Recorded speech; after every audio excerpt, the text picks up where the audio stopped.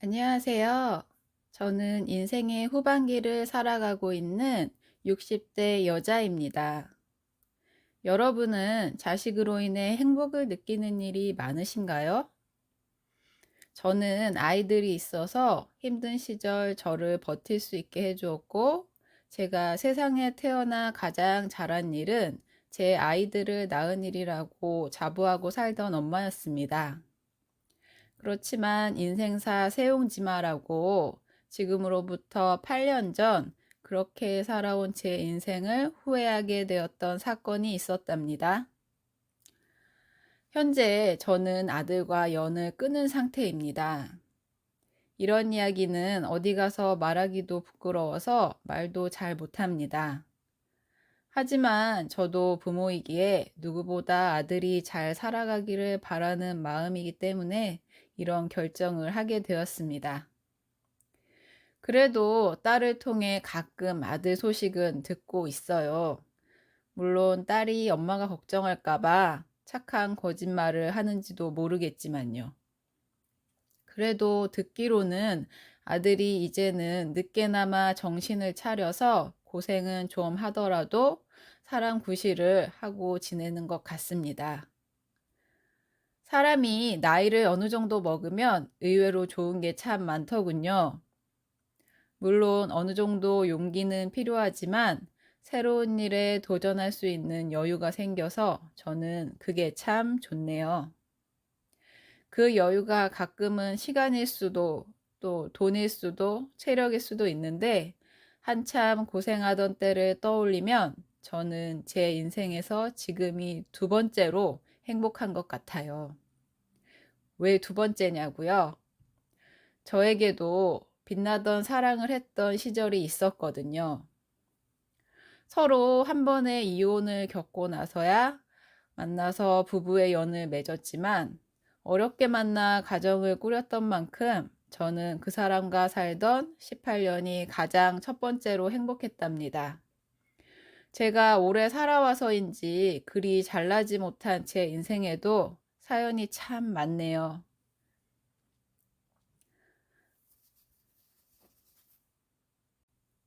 제가 어릴 적에 저희 집은 시골에서 농사를 지었고 그 시절이 다 그렇듯 가난했고 없이 사는 삶이었습니다. 저는 막내딸이었는데요. 위로 오빠가 3명, 언니가 1명 있었어요. 막내라고 해도 딸이라는 이유로 저의 몫은 언제나 뒷전으로 밀리곤 했습니다. 그때는 모든 것이 아들 중심으로 돌아가는 그런 세상이었거든요. 오빠들 먼저 챙겨주시고 나면 저에게까지 기회가 오지 않았죠.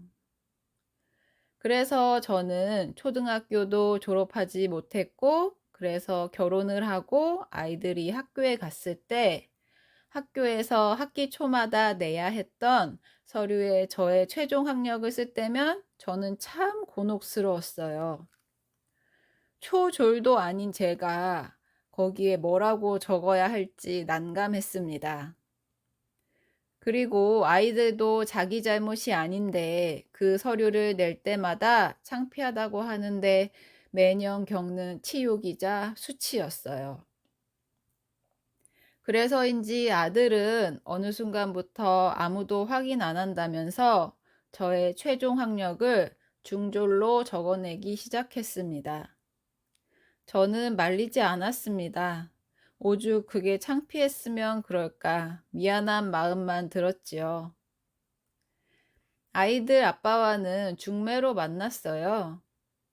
철강 회사에 다니는 사람이었는데 저희 집에서는 그 정도 벌이면 안정적이고 저만 잘하면 편하게 살 수 있을 거라고 하면서 제 의사도 묻지 않고 저를 시집 보내셨습니다.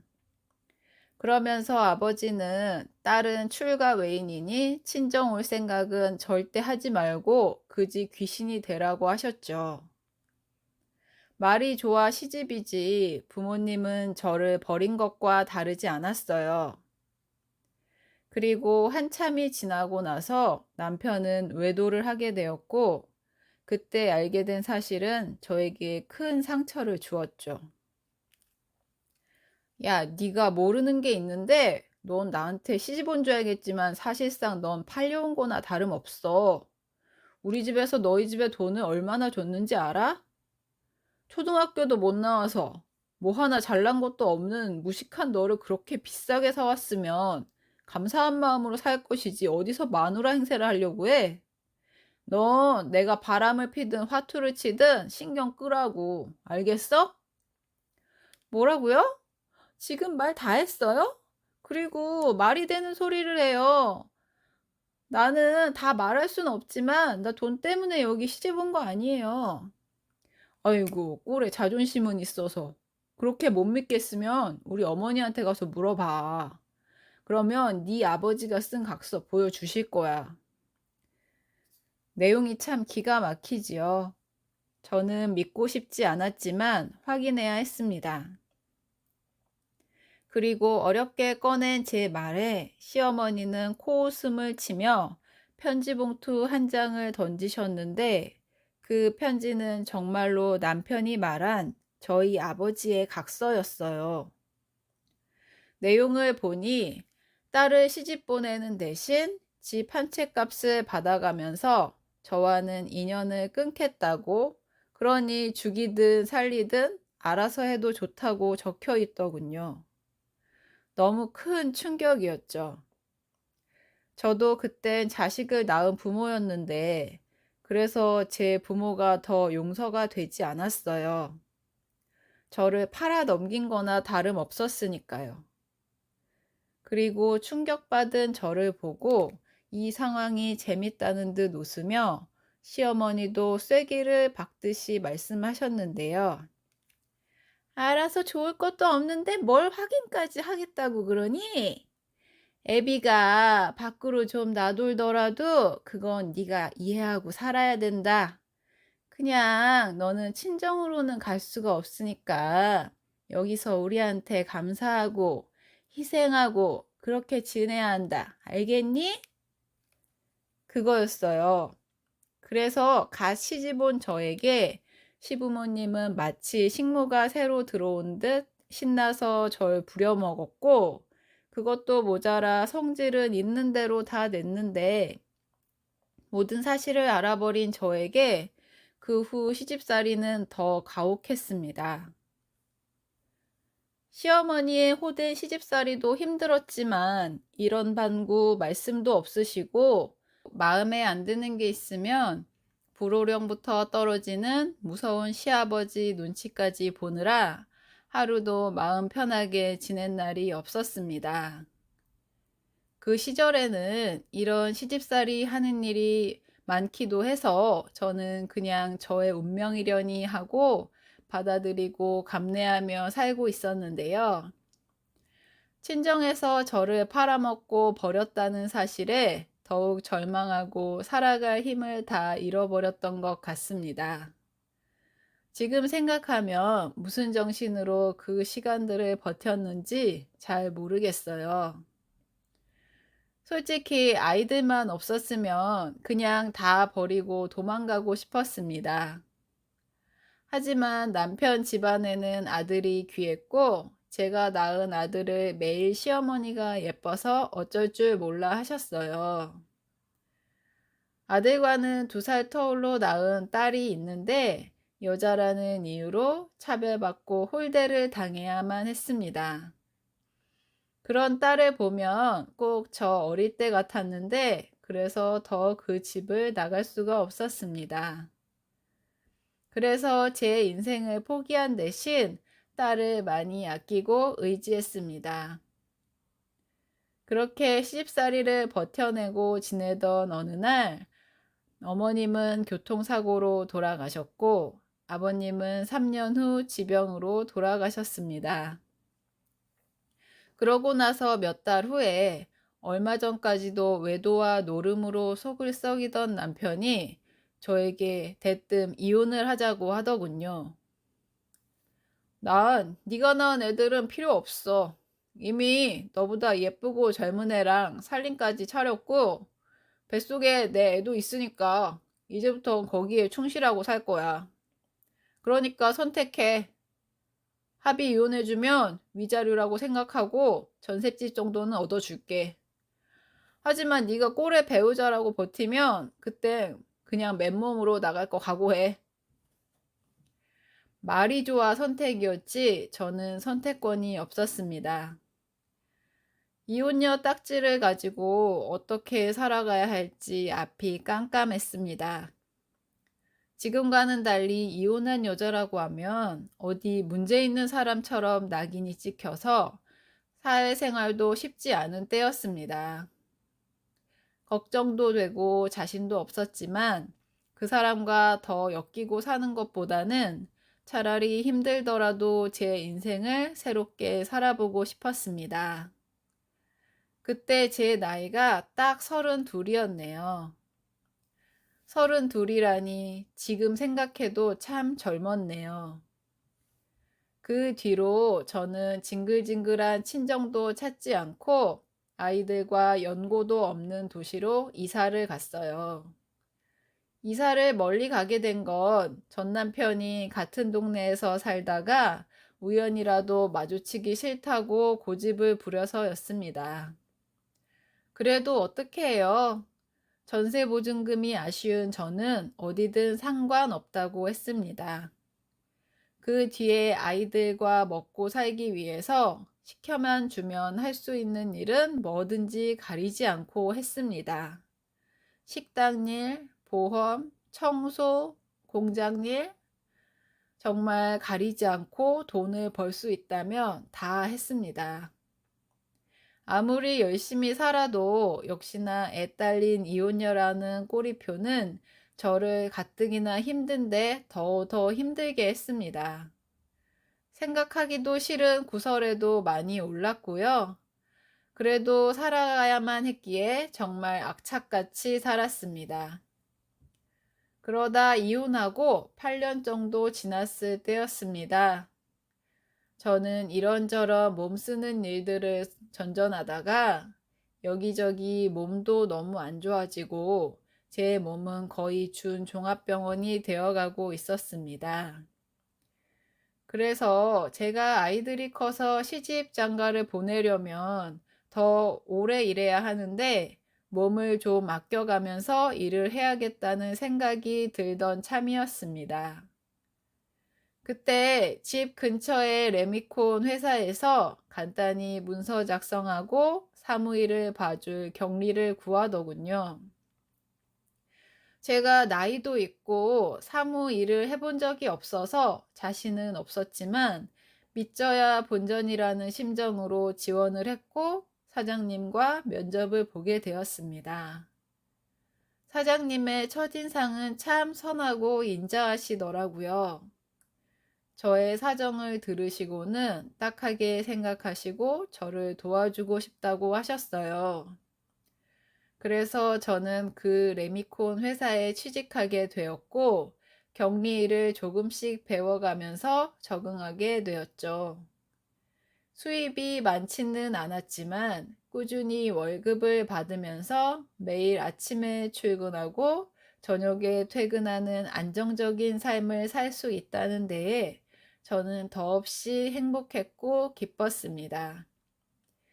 아이들을 두고 저녁에 나가서 일을 하지 않아도 된다는 게 제일 좋았던 것 같아요. 그곳에서 일하시는 분들도 좋은 분들이 많아서 정말 풍파 많았던 제 인생에 잔잔한 안정을 되찾았던 그런 시기였죠. 크지 않은 회사라서 직원이 대여섯 명쯤 되었고, 시간이 지나서 제가 회사 일을 잘 하게 되면서 사장님의 일을 제가 비서처럼 많이 도와드리게 되었습니다. 그렇게 사장님과 저와 둘이 업무를 하면서 함께 있는 시간이 많았는데요. 그러다 서로 호감을 갖게 되었습니다. 사장님도 한 번 결혼하고 사별하셔서 아픔이 있는 분이셨는데 호라비 마음 과부가 안다고 저희는 처지가 같다 보니 서로를 많이 이해하고 보듬어 주었던 것 같습니다. 그렇지만 사장님과 저는 10살 이상 차이가 났고, 사장님은 서울에서 명문대를 졸업하고 집안도 좋은 그런 분이셨어요. 시골에서 배운 것도 없이 자라 애만 둘 딸린 저와는 한 번 이혼했다는 것만 같을 뿐이지 근본적으로 다른 세계의 사람 같은 느낌이었죠. 서로 처음부터 너무 차이가 나는 사람이었으니까 언감생심 제가 감히 결혼으로 인연을 맺는다는 것은 생각도 못 해봤습니다. 그냥 서로 이렇게 좋을 때 아름다운 추억으로 남겨두는 것도 나쁘지 않을 것 같았습니다. 그렇게 스스로 몇 번이나 마음을 다잡아 봤던 것 같습니다. 그렇지만 저에 대한 사장님의 변함없는 사랑과 저를 아껴주시는 마음에 저는 생각을 다시 할 수밖에 없었습니다. 애들 아빠와 살 때 받아본 적 없는 사랑과 관심을 받다 보니 여자로서 너무나 행복했기 때문입니다. 내 욕심일지라도 이 남자와 한번 제대로 결혼 생활도 해보고 행복해지고 싶다는 마음이 들었습니다. 여성분들은 아실 거예요. 나를 사랑해주고 아껴주는 자상한 사람이 있다는 건 얼마나 가슴 벅찬 일인지요. 하지만 재혼은 초혼보다 확실히 어려운 게 양가 부모님 의견도 들어야 하고 특히 아이들이 있다 보니까 더 어려움이 있었던 것 같습니다. 물론 남편 집안에서 반대는 있었지만 남편의 의지가 워낙 확고해서 시부모님도 크게 반대하시지는 않았습니다.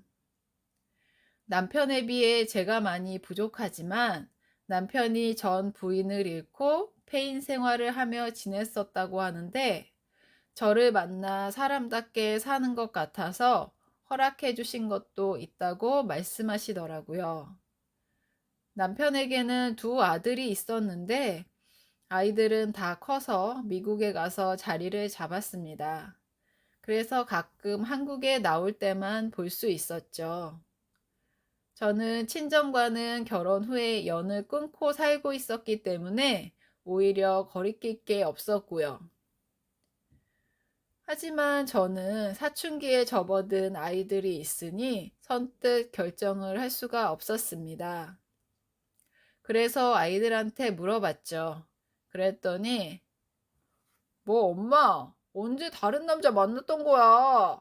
나는 새아빠 싫어. 아빠가 없는 것도 아닌데. 넌 널 버린 아빠를 아직도 기다리니? 그래도 니들 아빠라서 내가 나쁜 말은 하고 싶지 않은데 네 아빠 엄마랑 이혼하고 나서 연락처도 바꿨어. 나도 엄마랑 같아. 난 아빠 싫어. 아빠가 먼저 바람 피고 우리 버린 건데 오빠는 그런 아빠가 뭐가 좋다는 거야? 그럼 오빠야말로 아빠 찾아가. 그럼 되겠네. 난 엄마 재혼하는 거 찬성이야. 찬성 안 할 이유 없는 거 아니야? 정은아, 그만해. 오빠도 속상해서 그런 거야. 야, 이 바보야. 새아빠가 너 구박하면 그땐 어쩔래? 엄마 재혼하면 너랑 나는 찬밥이라고. 알지도 못하면서. 아, 정준이는 그게 걱정이구나. 알았어. 엄마는 너희들이 싫다고 하면 재혼 안 해. 대신 딱 한 번만 그 아저씨 만나고 결정하면 안 될까? 엄마 부탁이야. 아들은 어쩔 수 없다는 듯 저의 부탁을 들어주었어요. 그리고 딸아이는 그래도 아빠가 많이 그리웠는지 그 사람을 만나러 가는 날 설레했는데요. 평소 딸을 갖고 싶었던 그 사람과 아빠가 그리운 딸이 만나니 처음은 어색했어도 나중엔 아주 부녀상봉이 따로 없었어요. 하지만 딸아이가 그러면 그럴수록 아들은 그 사람을 받아들이지 못했고 그래서 재혼하기까지 2년을 넘게 기다렸죠. 그 사람이 먼저 그렇게 하자고 했어요. 난 지금이라도 당장 같이 살고 싶지만 정준이 마음 다치게 하면서 그러고 싶지는 않아. 끝까지 아빠로 인정 못 받아도 되는데 적어도 날 거부하지 않을 때까지는 기다리려고. 고마워. 그리고 미안해. 오빠도 정준이 때문에 상처받았을 텐데. 괜찮아. 나는 영원한 아군 정은이가 있잖아. 요즘은 일하다가도 정은이 생각이 난다니까? 나중에 시집 간다고 하면 어떻게 보내지? 무슨 벌써 그런 생각을 해. 이건 좀 서운한데? 어쩔 수 없는 거야. 마누라보다 새낀걸. 참 한결같이 좋은 사람이었어요. 남편은 역시 딸을 예뻐했습니다. 아들만 키워봐서 딸에 대한 환상 같은 것도 있었던 것 같고요. 또 제 딸이 새아빠를 잘 따르고 애교도 있어서 남편이 정말 친아빠처럼 사랑을 주었습니다. 남자라면 그 망할 놈 때문에 생각도 안 해봤던 저지만 참 사람 일은 알 수가 없는 게 이런 날이 오기도 하더군요.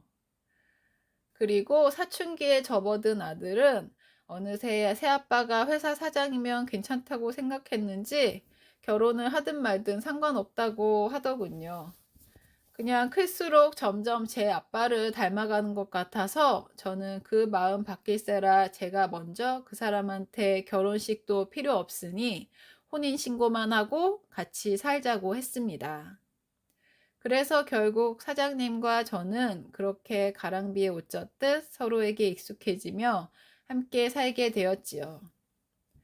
그 후 저는 더없이 행복한 18년을 보냈고 그야말로 그동안 힘들고 외롭고 서러웠던 지난날을 몇십 배로 보상받는 기분이었습니다. 그런데 사람이 너무 행복하면 누군가의 시샘을 받는 건지 어느 날부턴가 그 사람이 기침을 심하게 하더니 피를 토했습니다. 정말 순식간에 일어난 일이었는데 반응을 보니 그 사람은 처음도 아닌 것 같았습니다. 하지만 저는 너무 놀랐기에 당장 병원에 가자고 했습니다. 그랬더니 그 사람이 그러더군요. 여보, 진정해. 많이 놀랐지? 그게 사실은 나 재작년에 폐암 선고 받았어. 당신 몰래 치료도 받고 했는데 얼마 전에 재발이 됐다고 하더라고. 이제는 항암을 해야 한다고 해서 당신한테 말해야겠다고 생각했는데 이렇게 말하게 된 거 미안해. 아니, 어떻게 그런 큰일을 나한테 말을 안 할 수가 있어? 왜 자기가 마누라가 없어? 가족이 없어? 있지. 너무 소중해서 깨질까 봐 벌벌하는 그런 마누라랑 가족이 있지. 그래서 말 안 한 거야. 암 환자 말고 난 끝까지 당신한테 남자이고 싶으니까.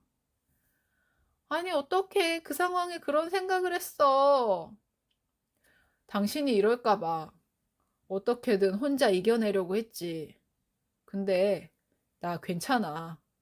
항암 잘 받으면 아무리 재발이라도 완치될 수 있대. 이제 우리 애들 다 시집장가 가서 이제야 우리 둘이 알콩달콩 깨벗고 살 일만 남았는데 내가 그냥 이렇게 죽을 것 같아? 그런 말 하지 마. 당신이 죽기는 왜 죽어? 그러니까 난 살 거야. 여보, 잘 때 걱정하지 마. 나 믿지? 그 사람은 어떻게든 저의 마음을 진정시키려고 노력했습니다. 그래서 투병 중에도 힘든 내색 한번 하지 않는 사람이었는데 병세는 그런 그 사람의 마음을 알아주지 않았습니다. 그렇게 3년을 힘든 투병 생활을 했어요. 고비도 여러 번 넘겼고 회복돼서 희망을 품기도 하면서 긴 시간을 보냈습니다. 투병이라는 게 주변 사람까지도 서서히 지치게 되더라고요. 그러던 어느 날 그 사람이 힘겹게 이런 말을 했습니다. 내가 만약에, 정말 만약인데 당신보다 먼저 가야 한다면 내가 미리 다 준비해놨으니까 걱정 말고 변호사 말대로 해. 그런 말 하지 마. 지금까지 잘 버텼으면서 왜 자꾸 그런 말을 하는 거야? 만약이라고 했잖아. 우리 여보 화내면 진짜 무서운데 그냥 미리 말해 두는 거야. 여보, 근데 나 좀 졸리다. 그러니까 당신이 내 손 잡아줘. 당신이 꼭 잡고 자면 꿈에서도 당신이랑 같이 있을 것 같아. 저는 냉큼 그 사람의 손을 잡았습니다. 그런데 사람의 촉이라는 게 있잖아요. 왜인지 그 순간이 이 사람의 마지막인 것 같다는 생각이 들었습니다. 그래서 저는 나 당신과 함께한 모든 날들, 모든 순간이 전부 다 행복했어. 아무것도 아닌 나를 위해서 애써주고 아껴줘서 정말 고마워. 우리 다음 생 있다면 꼭 다시 만나자. 이렇게 그동안 마음에 품어두었던 이야기를 혼잣말처럼 담담하게 했습니다. 그리고 정말 거짓말처럼 평온하게 그 사람은 저 먼 곳으로 떠나가 버렸습니다. 늘 마지막을 준비해 왔기 때문에 이렇게 저도 남편을 보내줄 수 있었던 것 같습니다. 남편이 하늘나라에서만큼은 아프지 말고 평온하게 바라는 마음이었습니다. 그래도 남편의 부재가 완전히 마음으로 받아들여지지는 않았습니다. 남편을 그렇게 보내고 마음 한구석이 휑하고 허전했지만 저에겐 이런저런 처리할 일들이 많더군요. 남편은 먼 길을 혼자 가면서 저에게 회사 정리한 큰돈을 남겼는데 그건 남편의 장례가 끝나고 며칠이 지난 뒤 변호사를 통해 알 수 있었죠. 돈이라는 게 그렇더라고요. 난생 처음 보는 큰 액수라 그런지 실감이 나지 않았습니다. 저는 한참을 울었습니다. 이 많은 돈을 남기고 간 남편에게 고맙고 안타깝고 미안했기 때문이에요. 이런 여러 가지 감정이 복받쳐서 눈물을 주체할 수 없었던 것 같습니다. 그만큼 울었으면 이제는 눈물이 마를 때도 됐는데 눈물은 한 번 터지면 걷잡을 수가 없었지요. 그리고 남편이 남겨준 돈을 차마 허투루 쓸 수 없었습니다. 얼마나 고생하면서 모은 돈인지 제가 누구보다도 잘 알기 때문이었죠. 남편 자신을 위해서는 천 원도 아까워하면서 저와 아이들을 위해서라면 무조건 지지해 주었던 남편이었으니까요. 그래서 통장에 그 돈을 고이 넣어만 두고 있었습니다.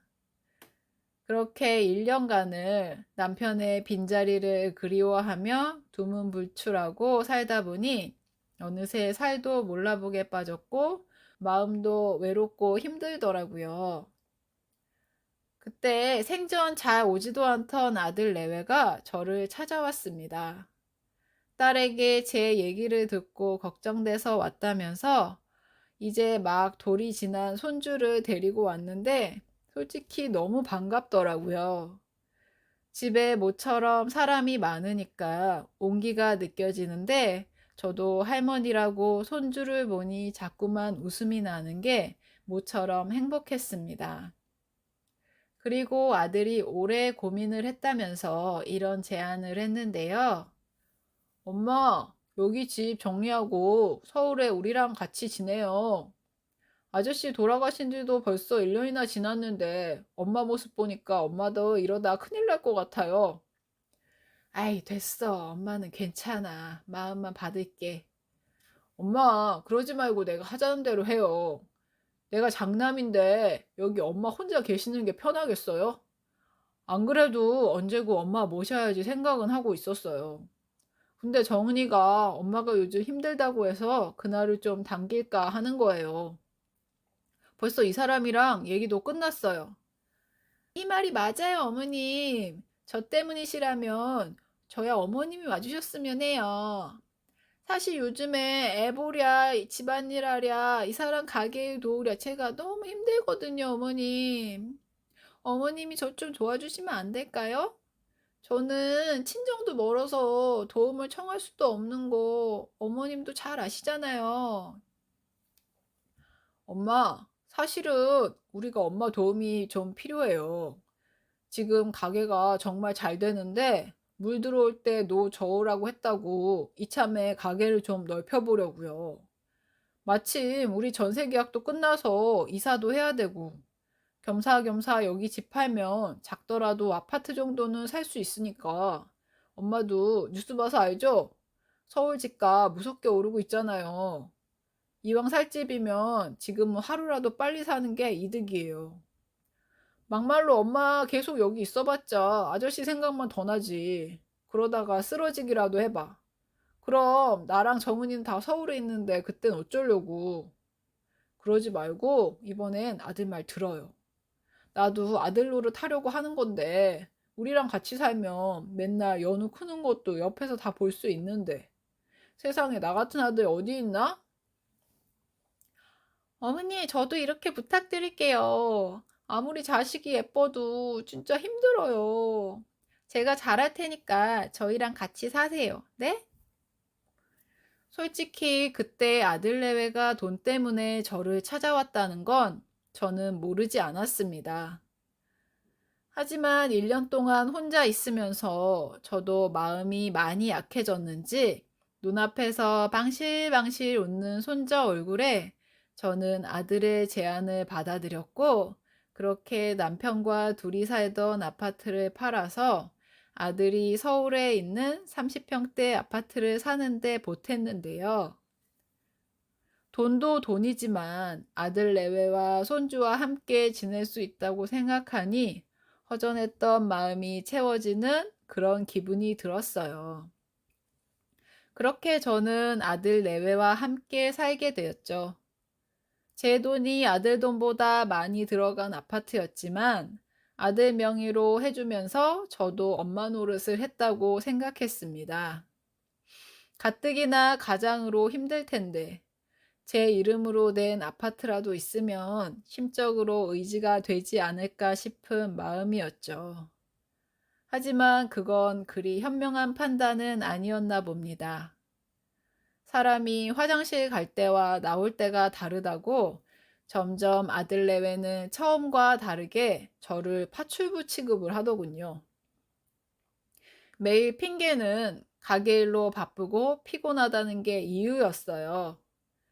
제가 아무리 부산을 떨어도 나이가 있어서 체력에 한계가 있는데 아들 내외는 그런 생각은 전혀 안 하는 것 같았어요.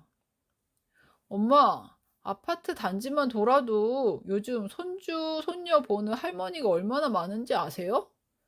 다른 집은 둘, 셋도 보신다는데 우리는 양반이지. 게다가 엄마는 다른 분들보다 젊으시잖아요. 어머니, 제가 너무 힘들어서 그래요. 산후조리를 잘못했는지 몸이 연우 났고 완전히 망가진 것 같아요. 저는 할 말이 없더군요. 그래도 어쩌겠어요. 제 자식이고 제 손자인데 제가 그냥 참자 싶었습니다. 그런데 그렇게 떠넘겼으면 말이라도 하지 말던가.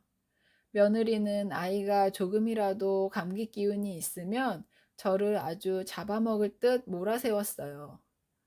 어머니, 연우 콧물 나오잖아요. 엉덩이 보니까 발진도 있던데. 아니, 대체 제대로 안 보고 뭐 하셨어요?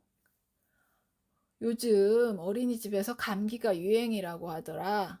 나도 본다고 봤어. 기저귀도 자주 갈아주는데 살성이 약한지 계속 그래서 좀 전에 병원도 다녀왔다. 그렇게 정 네 자식 걱정이면 네가 보면 되잖아. 어머니, 제가 밖에서 놀다 오는 것도 아니고 어머님 아들 돕느라 그런 건데 그렇게 말씀하시면 저 진짜 서운해요. 아이, 말은 바로 해야지. 내 아들 돕는 게 아니고 니들 돈 버는 거 같이 하는 거잖아. 나한테 월급 주는 것도 아니면서. 어머니, 어머니야말로 공짜로 여기 계시는 거잖아요. 생활비 한 번 주신 적 없으시면서. 그럼 어머니도 밥값은 해야 되는 거잖아요. 저는 정말 기가 막혔습니다.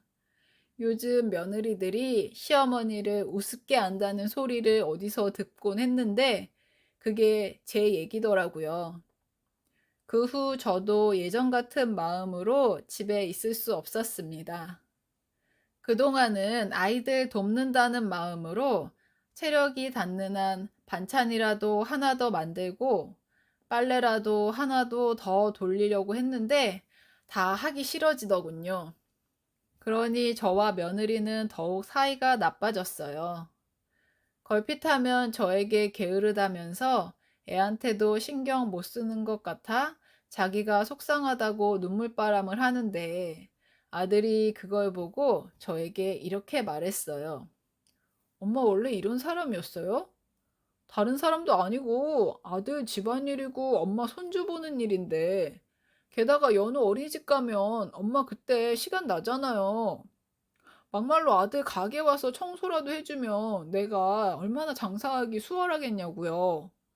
그런데 난 그런 것도 더 말 안 하는데 엄마 진짜 좀 너무하는 것 같아요. 아들도 지 마누라 치마폭에 쌓이면 소용없다고 저는 이렇게 사는 게 맞는 건가 저의 선택을 후회하며 거진 1년을 살았어요. 이미 아파트 명의도 아들 앞으로 해줘서 그야말로 개털 신세가 되었죠. 그러다 더는 못 버티겠는 사건이 일어났는데 그렇게 잘 된다고 큰 소리 떵떵 치던 가게가 경기 악화로 재정적 문제가 생긴 것이었죠. 물가도 많이 올랐고 월세도 가게를 넓히는 바람에 비싸진 데다 손님이 점점 줄기 시작하니 아들은 속수무책으로 무너졌습니다. 그러면서 이번에도 저에게 손을 벌리려고 했어요. 엄마, 혹시 집 팔고 남은 돈 없어요? 아니면 아저씨가 남겨준 유산 같은 거는요? 유산 그런 건 없었다. 그리고 집도 네가 팔았잖아. 네가 팔고 이 아파트 살 때 쓴다고 다 가져가 놓고 무슨 남은 돈이 있어? 그 아저씨 웃기네. 그동안 한 입을 덮고 살았으면서 한 푼도 안 남겼다고요? 회사 운영한다고 그렇게 잘난 척을 하더니 정작 재산은 딴데 줬나 보네? 너 무슨 말을 그렇게 하니? 너 자랄 때 키워주고 필요한 거 뭐든지 경제적으로 지원해 주셨던 거 잊었니? 생전 아버지라고 인정도 하지 않더니 너 힘들어졌다고 지금 그 사람 유산 타령하는 거야? 어머니, 저희가 정말 어려워서 그래요. 그러면 그동안 모아놨던 돈도 없으세요? 어머니 살림하시면서 저축이나 그런 것도 없으셨어요? 없다.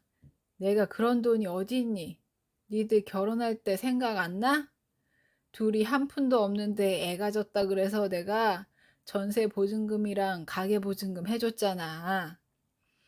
그리고 치사한 것 같아서 말하기 싫은데 이 집도 내가 살던 집 팔아서 산 건데 내가 무슨 돈이 더 남아 있겠니?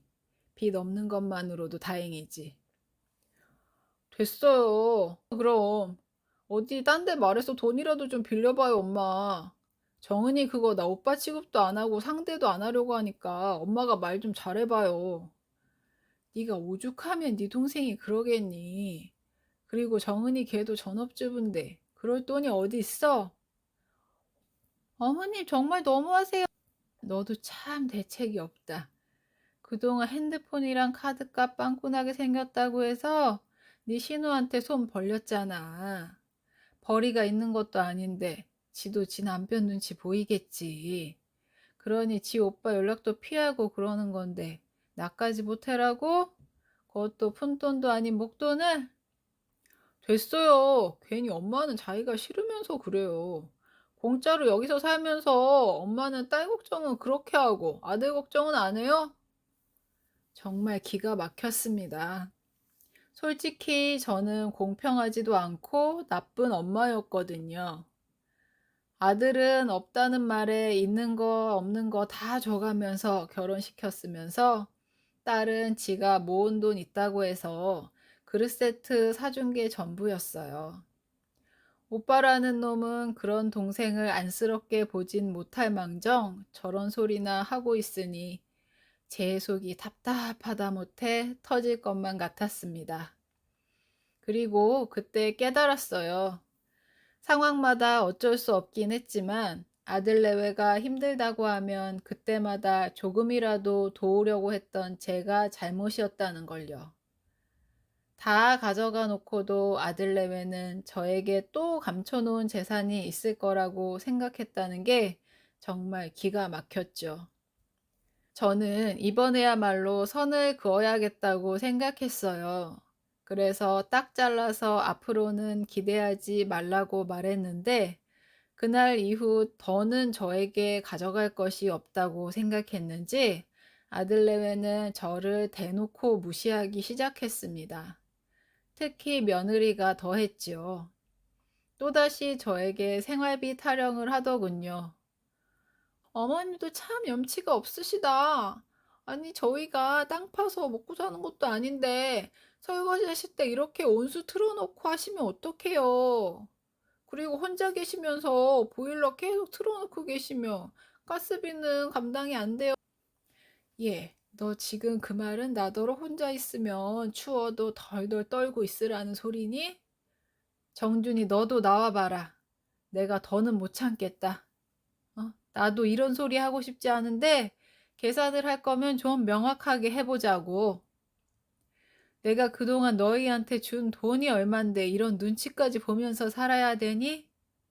다른 집은 살림 살고 애 봐주면 용돈이라도 두둑하게 받는다고 하대. 근데 내가 용돈 달라는 것도 아닌데 이런 눈치를 봐야 하니? 아니, 그럴 거면 왜 같이 살자고 했어? 그때는 돈이 아쉬워서 잘하겠다고 알랑방귀 끼더니 이제는 다 뺏어가서 더는 가져갈 거 없다고 사람을 이렇게 박대하니? 정말 치사해서 못 들어주겠다. 엄마, 저도 할 말 많아요. 다른 집 자식들은 부모가 땅도 물려주고 건물도 물려주는 세상이에요. 엄마는 그런 거 못 해줬으면 나한테 미안해야죠. 어머니, 저는 솔직히 아저씨가 회사라도 물려주실 줄 알았어요. 정말 생각할수록 열받네. 아들 집에 얹혀 살면 자기가 알아서 조심하고 살아야 되는 거 아니야? 그깟 푼돈 좀 보탰다고 허구한 날 대접받으려고 하고. 내 팔자야. 그냥 그때 애 지우고 결혼 안 하는 건데. 저는 충격에 입이 다물어지지 않았습니다. 더는 내가 여기 있으면 안 되겠다는 생각밖에는 들지 않더군요. 손주 걱정은 됐지만 손주 녀석도 결국엔 아들과 며느리 자식이니 저는 마음을 독하게 먹었어야 했습니다. 그래서 아들 내외에게 집을 나가겠다고 말했습니다. 아들과 며느리는 반응이 같았지요. 둘이 똑같이 코웃음을 치더라고요. 그리고는 돈도 없으면서 자존심 세우지 말라고 비웃으면서 돈 없으니 나갈 돈 달라고 하지 말라고 아들이 말하는데 제가 아들을 잘못 키워도 한참 잘못 키웠다는 걸 알았습니다. 어머니, 그냥 제가 아무 말 안 할 테니까 그냥 집안일이나 하시고 연우 보세요. 괜히 그렇게 나가셔서 어디 단칸방이라도 가시면 저희만 욕먹잖아요. 왜? 지금껏 욕먹을 짓은 다 해놓고 그런 욕은 먹기 싫으니? 됐다. 니들한테 손 벌릴 생각 없다. 지금도 차고 넘치게 줬으니 앞으로는 나한테 빌붙을 생각이다. 어머, 어머니, 누가 들으면 뭐라도 있으신 줄 알겠네. 저희한테 손 벌릴 생각 아니시면 좋을 대로 하세요. 저희도 더는 안 말릴게요. 연우 아빠 들었지? 솔직히 그러고 싶지 않았지만 저는 남편이 남겨둔 유산을 쓸 수밖에 없었습니다. 저도 나이 먹고 유치한 거 아는데 보란 듯이 잘 사는 모습을 보여주고 싶더라고요. 그리고 남편이라면 당연히 제가 그러길 바랄 거라는 생각에 우선은 딸에게 가서 의논을 하기로 했는데요. 딸은 이왕이면 자기 동네 근처로 와서 살았으면 좋겠다고 했습니다. 그때 딸 낯빛이 별로 좋지 않았는데 사업을 하던 사위가 좀 힘든 눈치더라고요. 정은아, 무슨 일 있어? 장서방 사업이 뭐가 잘 안 돼? 아니야. 사업이라는 게 다 그렇잖아. 좋을 때 있고, 나쁠 때 있고. 엄마는 신경 쓰지 마. 아니, 엄마가 어떻게 신경을 안 써? 너 얼굴빛도 별론데. 화장 안 해서 그래, 엄마. 이제 딸도 아줌마잖아. 그나저나 오빠랑 새언니 정말 안 되겠다. 내가 가서 한 소리 할까? 아니야. 그것들 그런다고 지들 잘못 알고 인정하고 그럴 것들 못 돼. 다 엄마 잘못이지. 엄마는 또 그런다. 엄마가 뭘 그렇게 잘못했다고. 그럼 집은 내가 적당한 걸로 찾아볼게. 요즘은 연세 있으셔도 편하다고 아파트 많이 살아. 평수 작은 걸로 알아보면 될 것 같아. 그래도 엄마는 네가 있어서 참 다행이다. 고마워, 정은아. 저는 그렇게 딸이 구해준 20평대 브랜드 아파트로 이사를 갔어요. 남편이 남겨둔 재산이 40억은 넘었는데 10억 가까이 주고 아파트를 샀어요. 게다가 상권도 동네도 아들이 사는 곳보다는 훨씬 비싼 곳이었는데 고민 끝에 20억을 딸 통장에 넣어줬죠. 딸이 놀라며 묻더라고요. 엄마, 이게 무슨 돈이야? 이렇게 큰 돈이 어디서 난 거야? 네 아빠가 너한테 쓰라고 남겨준 돈이지. 장서방 사업 어렵다 하던데 사업 일으키는데 써도 좋고 비상금으로 들고 있어도 좋으니까 네가 쓰고 싶은 데다 써. 그동안 이 못난 엄마한테 잘하고 스스로 열심히 살아준 대가로 내가 너한테 뭐라도 해주고 싶어서 그래. 엄마 너무 많잖아. 그래도 내가 어떻게 이 돈을 받아. 아니야. 그러니까 사람 부끄럽게 그만해. 평소에 네가 아빠한테 잘했잖아. 아빠 병원에도 그렇게 먼데 일주일에 한 번은 와서 챙기고. 아빠가 너 왔다 가는 날에 얼마나 좋아했는지 알아? 아빠 생각하니까 또 눈물이 난다. 널 정말 아끼고 친딸처럼 사랑했던 거 알지? 알겠어, 엄마. 그냥 아빠가 준 돈이라고 생각하고 받을게. 고마워, 엄마. 저는 그렇게 팔자에도 없는 서울에서 나홀로 생활을 시작했습니다. 그리고 혼자 있는 시간이 많아지니 온전히 저를 위한 시간을 쓸 수 있게 되었습니다. 새롭게 뭐든 하고 싶은 거, 배우고 싶은 것을 찾았는데 그때 익힌 게 참 많네요. 탁구도 배우고 수영장에도 다니고요. 검정고시 공부도 하고 학원도 다녔는데요. 그러면서 친구도 많이 사귀었어요. 비슷한 또래의 친구들을 만나서 각자 살아온 이야기를 하다 보면 시간이 지나는 줄도 모르고 눈물도 흘리고 공감도 하고 그랬지요. 그렇게 몇 개월 동안은 저만 생각하며 오로지 저를 위해서 살아가는 시간을 보냈습니다. 남편과 지낼 때도 정말 행복했지만 또 이런 생활 또한 나쁘지 않다는 생각이 들었습니다. 어느 날 웬일로 아들에게 연락이 왔고 지 동생한테 들었는지 이사한 집에 오겠다고 했는데 저는 오지 말라고 했습니다. 하지만 막무가내로 이번에도 아들은 지 마누라랑 또 먹힐 거라고 생각한 손자를 데리고 이사한 집에 왔는데요. 아들과 며느리의 눈이 왕방울만해졌습니다. 그리고 며느리는 그 특유의 애교 섞인 말투로 저에게 달라붙었는데요. 어머니, 어머니, 세상에 이런 아파트 언제 사셨어요? 어머니는 진짜 도깨비 방망이라도 숨겨놓고 계신가? 세상에, 어머, 어머니 이거 명품이잖아요. 왜? 있으면. 이제 그것도 뺏어가게? 그리고 여기는 왜 왔는데? 내가 오지 말라고 했잖아. 엄마, 그렇게 말하면 아들이 섭섭하죠. 내가 돈 있으면 좀 도와달라고 했는데 입 싹 닫고 계셨으면서. 근데 진짜 무슨 돈이 있어서 이런 좋은 아파트 산 거예요? 나 모르게 로또라도 맞았어요, 엄마? 그러지 말고 우리 좀 도와줘요. 곧 있으면 엄마 손자 유치원 가고 초등학교도 가는데 우리도 여기 아파트 하나 사서 오면 참 좋겠다. 저는 아무 말도 하기 싫었습니다. 결국 저한테 더 뜯어가겠다고 온 건데 저는 한마디도 하지 않았습니다. 그랬더니 그 다음 날부터 며느리는 반찬을 만들었다면서 아주 제 집에 출근 도장을 찍더라고요. 그럴 때마다 힘들게 손주를 달고 왔어요. 제가 이번에도 손주를 봐서 넘어왔으면 하는 계략이었겠죠. 그리고 또다시 아들 내외에겐 문제가 터졌습니다. 며느리가 울면서 찾아와 저에게 말하더군요. 들어보니, 들어보니 저도 참 기가 막히더라고요. 어머니, 애들 아빠가 요즘 가게도 안 되고 너무 힘들다고 아파트 담보로 대출받아서 코인을 했나 봐요. 말로는 그냥 열심히 살아선 답이 없어서 코인으로 돈 벌어서 우리 가족 잘 살아보려고 했다는데 지금 다 날리고 저희 집 경매로 넘어갈 판이에요. 어머니 아들이 사고 친 거니까 어머님이 좀 도와주세요. 저 안 그러면 이번에 정말 이혼해야 돼요. 어머님은 아들이 이혼 당했으면 좋으시겠어요?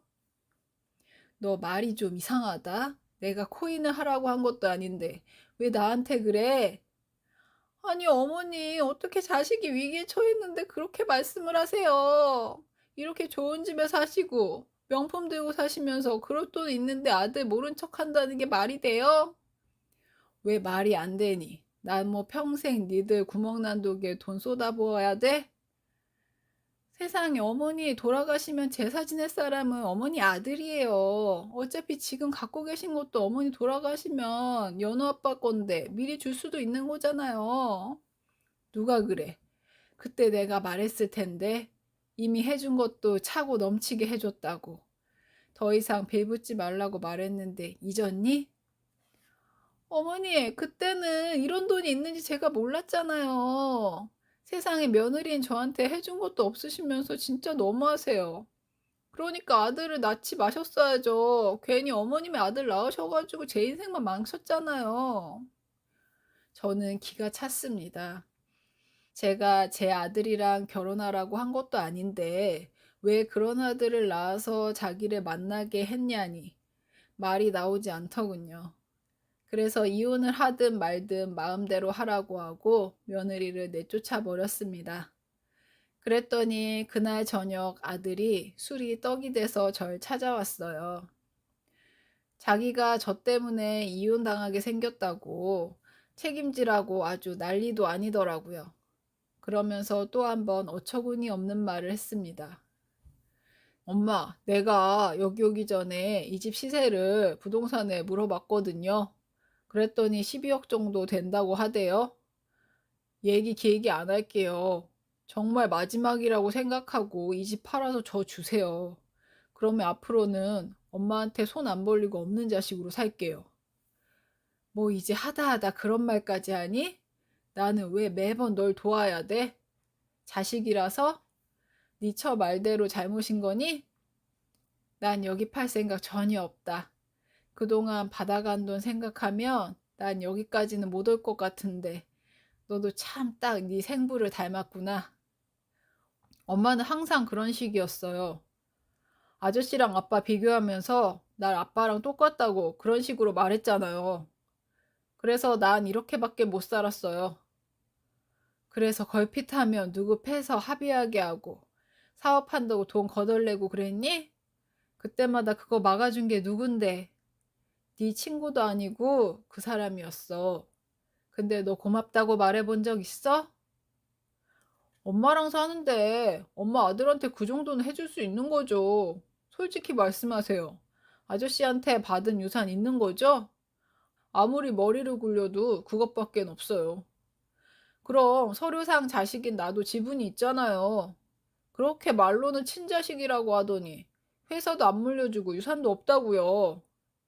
당장 나가라. 다른 건 다 참아도 그 사람한테 네가 뭐라고 하는 건 나 안 참는다. 살아생전에 네가 아들 노릇한 게 뭐가 있다고 뭘 바래 바래기는. 네 말대로 친자식도 아니잖아. 네가 무슨 권리가 있어. 아빠라고 부른 적도 없으면서. 너 똑똑히 들어. 내가 마음 독하게 먹었으면 너 그때 내가 네 친아버지 수소문해서 보낼 수도 있었어. 너도 네 친아버지 어떤 인간인지 알지? 그러니 이제는 더 이상 나 찾아오지 마. 네 집에서 다 두고 나올 때 네 엄마 역할도 난 다 두고 나왔다. 난 이제 네가 망하든 이혼을 하든 상관없어. 네 인생이잖아. 나는 내 인생 살 거야. 그러세요, 그럼. 저는 이대로 한강에 가서 뛰어내려야겠네요. 뉴스로 아들 소식 보시면 되겠어요. 그래, 내가 꼭 챙겨보마. 아들은 눈에 실핏줄이 다 터질 것 같은 얼굴로 저를 노려보다가 포기하고 돌아갔습니다. 그리고 몇 달은 잠잠하다 싶었는데 한 번은 아들한테 계속 전화가 오더군요. 저는 받지 않았어요. 그러자 핸드폰 번호를 바꿔서 전화를 했어요. 엄마, 저 이번에 진짜 이혼당하고 길거리에 나앉게 생겼어요. 엄마 한 번만 살려주세요. 엄마 아들 이번에 정말로 죽게 생겼다고요. 제가 미우시면 연우 생각해서라도 좀 도와주시면 안 돼요? 엄마 돈 있잖아요. 정말 지긋지긋하다. 이제 제발 정신 좀 차려라. 난 널 도와줄 능력이 없대도 저 엄마가 정은이한테 돈 준 거 다 알아요. 제부사업 거의 망할 뻔했는데 무슨 일로 위기를 넘겼나 알아보니까 엄마가 아저씨 유산으로 도와준 거라던데 어쩜 그럴 수 있어요? 그것도 참 대단한 능력이다. 어떻게 또 그건 알았니? 근데 정은이한테 준 돈보다 너한테 준 돈이 더 많아. 그래서 줬어. 정은이한테 내가 미안해서. 정은이는 그 사람 병원에 있을 때 꼬박꼬박 찾아와서 지 새아빠 간병하던 애야. 너랑 다르다고. 그 사람 유산을 그런 딸 두고 남 같은 널 주겠니? 엄마는 항상 그런 식이었어요. 정은이한테만 엄마예요. 내가 장남인데 날 더 챙겨야지. 이러면 내가 엄마 돌아가시면 제사상 차려 드릴 것 같아요? 차리지 마라. 마음에도 없는 네가 차린 상 받고 싶지도 않아. 처음에 나도 내 잘못이라고 생각하고 참았다. 근데 내가 언제 너한테 그런 호로 새끼로 크라고 했니? 네 인생 네가 망쳐놓고 어디서 막말이야? 내가 언제 너한테 효도하라고 했어? 그냥 네 인생 잘 살라고 여태 참고 버텼는데 이제는 그만하자. 난 앞으로 아들 없다고 생각할 테니까 너도 엄마 없다고 생각해. 아쉬우면 네 친아버지나 찾아가라. 더는 나 찾지 마라. 내가 죽었다는 소식 들려도 너랑은 상관없는 일이니까 내 장례식 올 생각도 하지 말고. 장남? 웃기고 있네. 필요 없어. 아들은 제 말이 꽤 충격이었는지 그 뒤로는 연락이 없더군요. 물론 그렇게 말하고 저도 속이 좋지 않았죠. 정말로 아들이 극단적인 선택을 할까 악몽도 많이 꿨어요. 하지만 그렇다고 이번에도 또 받아주면 저도 아들도 큰일이 날 것 같았고 저는 아들을 위해 모진 마음을 먹기로 다짐했습니다. 의절을 해도 아들이 정신 차리고 잘 살 수 있다면 몇 번이라도 할 수 있었어요. 그래서 그 후로는 아들과는 연락을 끊고 지내고 있었습니다. 저는 현재는 딸과 가까이 살면서 함께 여행을 하기도 하고 손주들이랑 함께 지내기도 하고요. 시간 날 때 딸이랑 쇼핑도 하고 사우나도 하고 음식을 해서 먹기도 하고요. 아주 평화로운 시간을 보내고 있어요. 작은 텃밭을 가꾸며 꽃도 심고 채소들도 심고 이런 소소한 일상들로 하루하루를 보내고 있습니다. 참 세상살이 별거 없다는 생각이 듭니다. 결국 빈몸으로 왔다가 빈몸으로 돌아가는 게 인생사 같습니다. 물론 돈도 좋고 명예도 좋지요. 그렇지만 큰 욕심 내다가 내 곁에 진짜 소중한 것을 잃어버리고 난다면 그게 다 무슨 소용일까요?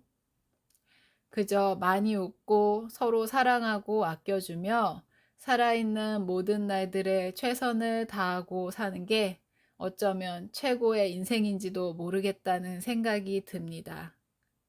제가 비록 자식을 올바르고 제대로 키우는 데는 성공하지 못했지만 남은 인생만큼은 제게 주어진 환경에서 최선을 다해서 살아가 보고 싶은 마음입니다. 며칠 전에는 딸애가 아들 소식을 전해줬어요. 결국엔 집이랑 가게를 다 날리고 처가로 들어갔다더군요. 사돈네는 시장에서 야채를 팔고 계신데 아마도 거기에서 일을 도우면서 처가살이를 하면서 지내는 것 같더라고요. 부족한 남의 아들 때문에 저 대신 고생하실 사돈을 생각하면 너무나 죄송한 마음이 드네요. 하지만 이제라도 아들이 정신을 차리고 저는 괜찮으니 지 가정 잘 건사하고 장인 장모한테 사위로서 잘 모시고 극복해냈으면 좋겠습니다. 자식이 잘못되기를 바라는 부모는 없을 겁니다. 아들이 지금까지 저에게 해왔던 일들을 생각하면 괘씸하기도 하지만 그래도 아들이 마음을 고쳐먹고 잘 살아주기를 바라는 마음은 변함이 없습니다. 어디에다가 말씀드리기도 어려운 저의 가족 이야기를 해봤는데요. 부끄럽기도 하지만 한편으로는 좀 후련한 마음도 드네요. 부디 여러분들은 저같이 살지 마시고 부모 자식 간의 따뜻한 정을 나누며 함께 많은 시간을 보내며 행복하게 지내시길 간절히 바라겠습니다. 감사합니다.